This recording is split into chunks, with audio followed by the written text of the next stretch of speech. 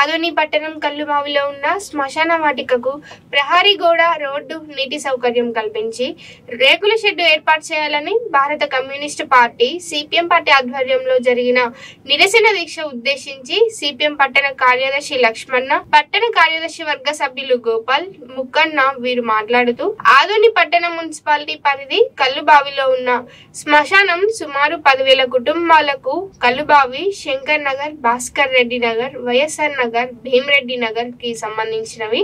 ఈ శ్మశాన వాటికకు ప్రహరీ గోడ లేకపోవడంతో రాత్రి వేళలో కుక్కలు, పందులు అక్కడే శవాలను బయటకు వెలికి తీసి వాటి అవయవాలను ఇళ్ల మధ్యలోకి తీసుకురావడం జరుగుతోంది.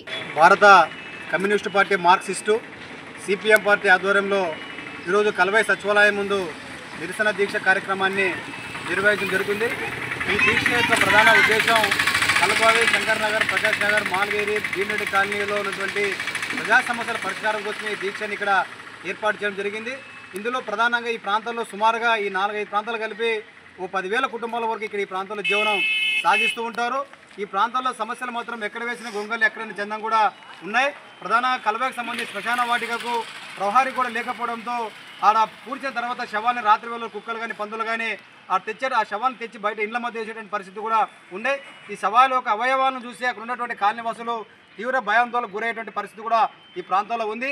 ఈ శ్మశాన వాటిక ప్రహరీ కూడా నిర్మించాలని చెప్పేసి ఇప్పటికే సిపిఎం పార్టీ ఆధ్వర్యంలో అనేక మార్లు సచివాలయ అధికారులకు కానీ, మున్సిపల్ అధికారులకు కానీ అధికారులకు వినతి పత్రాలు ఇప్పించినప్పుడు కూడా సంబంధిత అధికారులకి ఏమాత్రం కూడా పట్టినట్లుగా ఉండే పరిస్థితి కూడా ఉంది.